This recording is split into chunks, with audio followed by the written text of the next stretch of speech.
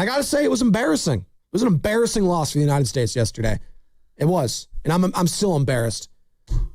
What? What are you looking at? No, it's just, I'm just thinking about, just how self-centered America can be at times. Like, if Patrick Mahomes chose to play soccer. Like, his wife played soccer, I believe, in college. That's what we call a coping mechanism. You know how the kids say cope more? That's how it is now when the United States lost. I believe in, like, a guy like Steph Curry. I truly believe that there are some guys that are individually talented in, like, everything. Like, they're great in darts, they're great in pool, they're great in golf. Like, some guys are that way. It's not just like, had LeBron played soccer, stuck with it, and dedicated his entire life to it. Like, we never go like the 6 or 7 levels deep of where we have to go. Do you know what I mean? You're also a product of everyone else around you. So great. If LeBron's really good at soccer, who's he playing with? Yeah. I love Clint Dempsey. Good point. I didn't even think of that. Clint Dempsey was an afterthought in the Premier League for most of his career there. And he's one of our best players of all time. Did you hear him? Come on. He hit Alexis Lawless with the, is it my turn to talk? Oh, it's good. Alexi does love to hear himself talk. And so he's made a whole career on it. That was another element of the U.S., hosting the World Cup is the entire world had to hear more Alexi Lawless. And when he was up there with the likes of Zlatan and Thierry Henry. Zlatan was good. No, Zlatan was great. And pinstripe suit, man. And you know what? He had a great dose of reality, I think, for a lot of, American soccer fans yesterday that, hey, there's levels to this. And there's still levels for the U.S. to try to compete. I just don't know if they ever will break through the top 16 and break into the Elite 8.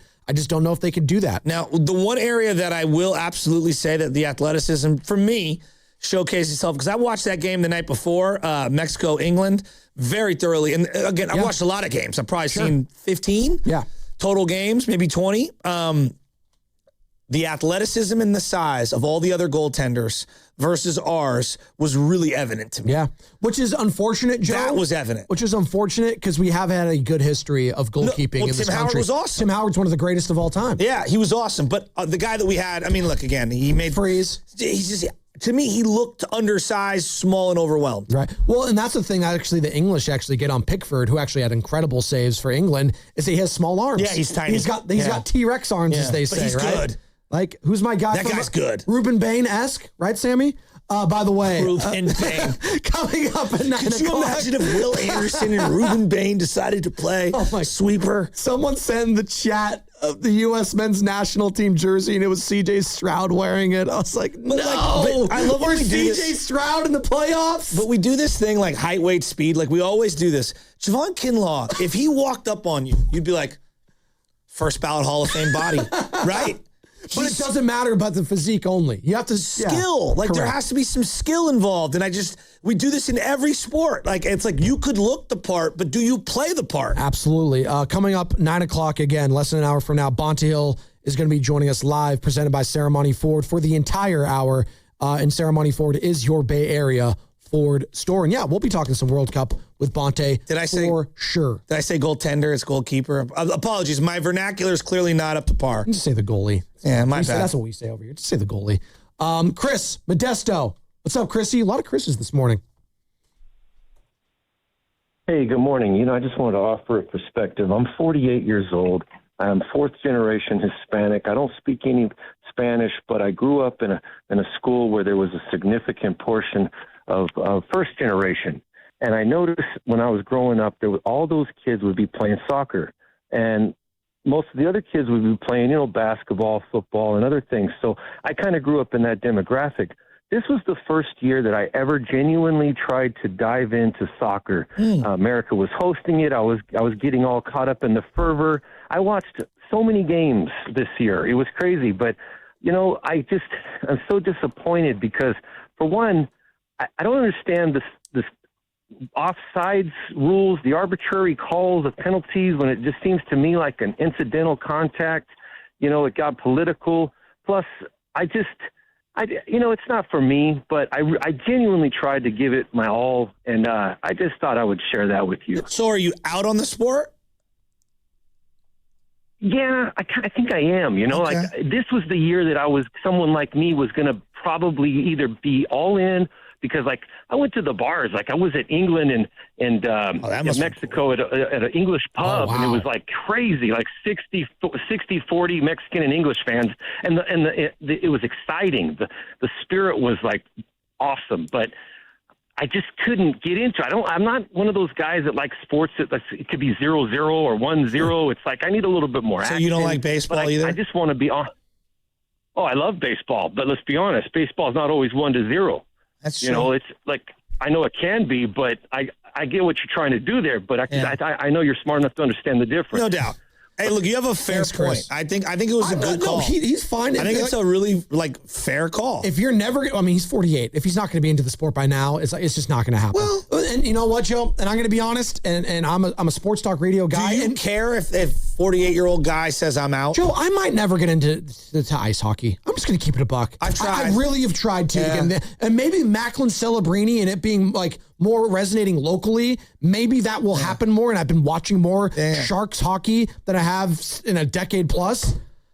It's probably never going to resonate with me like all these other sports that are in the forefront of my mind. Doesn't mean I can't enjoy it at times, like some people do at the World Cup. So, Chris, don't feel bad that you put yourself out there. Like, you know, my Fanwidth conversation.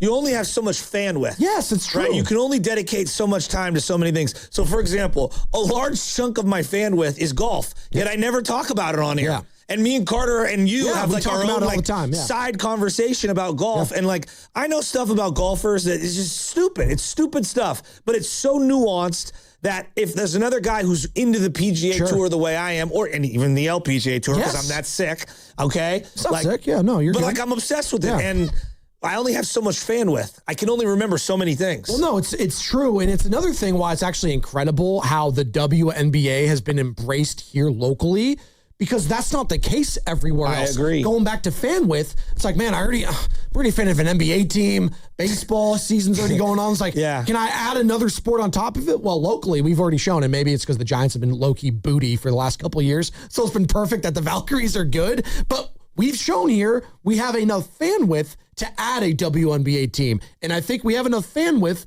to go with the San Jose Sharks. But to your point, Joe, they're probably still going to always be the fourth, third, fifth sport for a lot of people. It's never going to be in the upper echelon because we grew up when we were 5-6 years old. For you, and you bring it up all the time, Niners and Giants, man. I know. It's always going to be Niners and Giants. But if my tennis for me, like you with golf, that's tennis for me, Carter, and like Evan Giddings. Yeah, well, I watched a little tennis here and there. But like if my dad grew up playing hockey, I 100% would be more into hockey. Absolutely. I admit that all the time. The only reason I'm into golf is because my dad. Exactly, right? Like I watched it with my dad growing up. US Open, Father's Day, all the stuff. The players, they're during Mother's Day. And I'm sharing that with my son, and you're sharing some of these things with your son. And so that's why I always bring up, like, you know, my one buddy, Rocco, his dad. Yeah. He says this when we were adults, and I didn't know this. He was our coach in soccer for everything.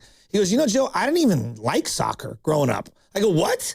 He's like, yeah, I only liked it because my kids loved it. And I'm thinking, that's being a dad. Right. Right? Like, being a dad is, oh, my kids love it. Let me dive into the sport. Let me buy every book I can. Let me learn every nuance. And let me foster my own child's love for that sport because they love it so much. That blew me away. It taught me a lot about who he is as a man. My niece was into fencing. Yeah, fencing. Like, legitimately. Like, they have, like clubs and everything. Really? And, like, my brother Sam was like, oh yeah. I started looking into it, like the top fencers of all time, on like the history of it. And he got locked in. Like, that's what you do as a parent. No doubt. You dive deep into that stuff. Let's go to Mammoth in KC. What's up, Mammoth? He's been hanging on tight. What's up, Mammoth? Great name.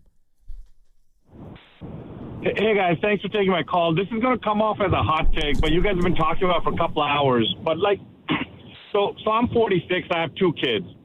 When Joe talks about baseball gloves, I think I'm the only one paying attention. My son plays baseball. My son plays baseball and basketball. My daughter does swimming, soccer, and basketball. Meaning, I am that dad that's just driving around all over the place, right? Yeah. So the money and all that stuff that you guys talked about. I think there's a factor in here, and this is going to sound like a hot take, but I think there is some nuance here. The worst thing that happened to men's soccer in U.S. is Brandy Chastain taking her shirt off. Because we never have had that moment in men's soccer We haven't had that Captain America, just a dude that breaks out. Because even to this day, so I told you all the sports my kids play, so I'm covered, right? I talk to all the parents.